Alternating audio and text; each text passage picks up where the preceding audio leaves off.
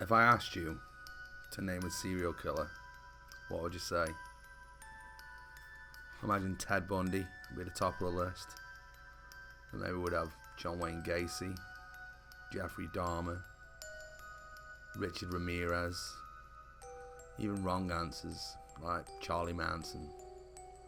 Across here, maybe more Fred West, Shipman, Peter Sutcliffe.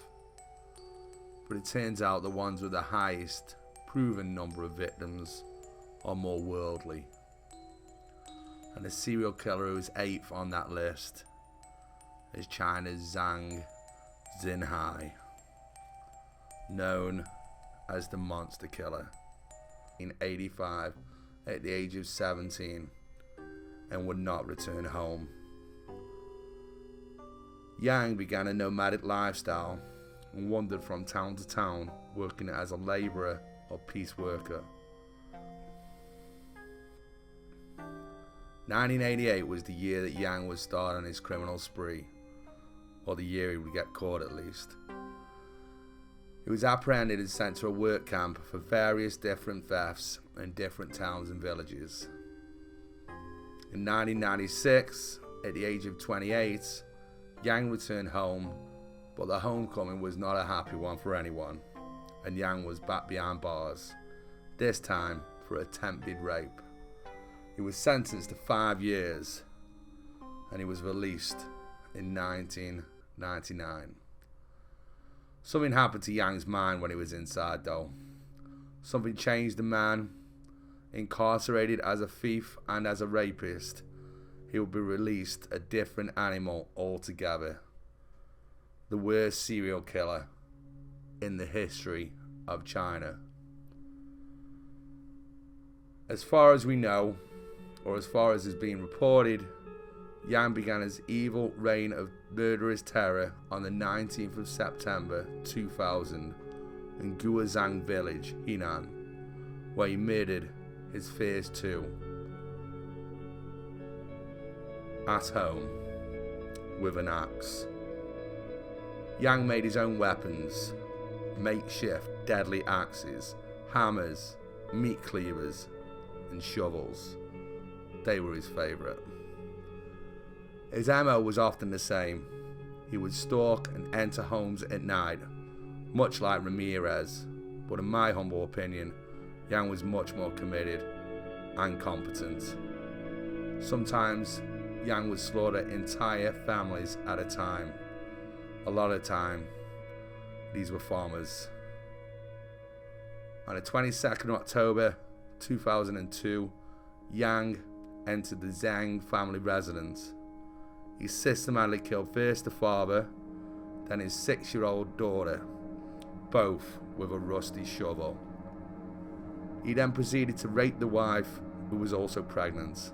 Another sick similarity to the American Night Stalker. He would sometimes let the women he raped occasionally live. This time the wife survived, but had serious head injuries. Yang's worst night, though, was still yet to come. On the night of 6th of December 2002, Zhang entered into the residence of Liu Zhangwang, where he would kill an entire family of 5. A grandmother, a mother, dad, and 2 children, with a hammer. The gruesome crime was discovered by the grandfather Liu, and he entered the family home to find his wife, children, grandchildren dead in a bloody mess. His wife hung on, but eventually succumbed to her hammer injuries 10 days later. He found his granddaughter lying on the floor with a hole in her head. Yang would later confess to using the hammer in this case, and then burying the hammer in a grave. He would then throw his blood-soaked clothes into a nearby river and went on his way. This would be just one of many in his reign of murder. His reign of murder was epic. and China increasingly feared this would never stop. Yang slaughtered entire households on several occasions. In Anu, on October the 1st, 2000, 3 victims and 1 rape. On August the 15th, 2001, 3 victims, 1 rape. On January 6, 2002, 5 murder victims, 1 rape. June 30th, 2002, 4 murder victims, 1 rape. July the 28th, 2002, 4 murder victims, 2 rapes. November the 8th, 2002, in his home village, 4 victims, 2 rapes, 1 injured. December the 15th, 2002, in Hanoi, 3 victims, 1 injured. On February the 5th, 2003, 3 victims, 1 injured, 1 rape. And on February the 18th, 2003, 4 murder victims, 2 rapes. And on March 23rd, in Henan, 4 victims, 4 murder victims, 1 rape. And his last night of killing was August 8th, 2003, in Shanghai, where he would murder 5. This prolific and horrific run would come to a guaranteed end on the 3rd of November 2003.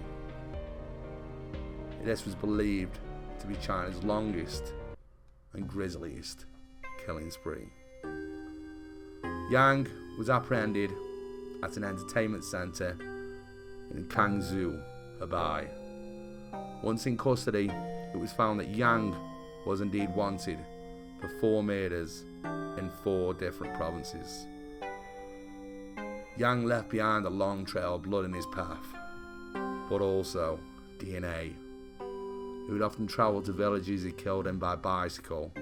49 murders and 17 rapes in Henan, 8 murders and 3 rapes in Hebei, 6 murders and 2 rapes in Henan, and 2 murders and 1 rape in Shandong.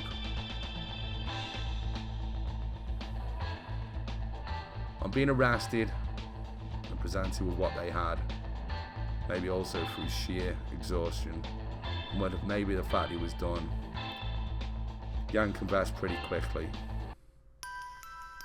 And on February the 1st, 2004, Yang, at the age of 38, after refusing appeal, was found guilty and sentenced to the death penalty. The wheels of justice move swiftly in China, and Yang was executed just 2 weeks later on Valentine's Day by a firing squad. So what drove Yang to do this? Was he born to kill? Or was he made by a society that had hurt and wronged him? Some say it was a girlfriend. Others say his macabre nature and sociopathic behaviour started as a child. Newspapers reported that Yang simply loved to steal, murder and rape. He loved to rape, murder and steal. In his own words, he said this: "When I kill, I feel desire to kill again. That drives me to kill. I don't care if my victims deserve to die or not. I don't give a damn. I have no desire to be part of society. Society is not my problem."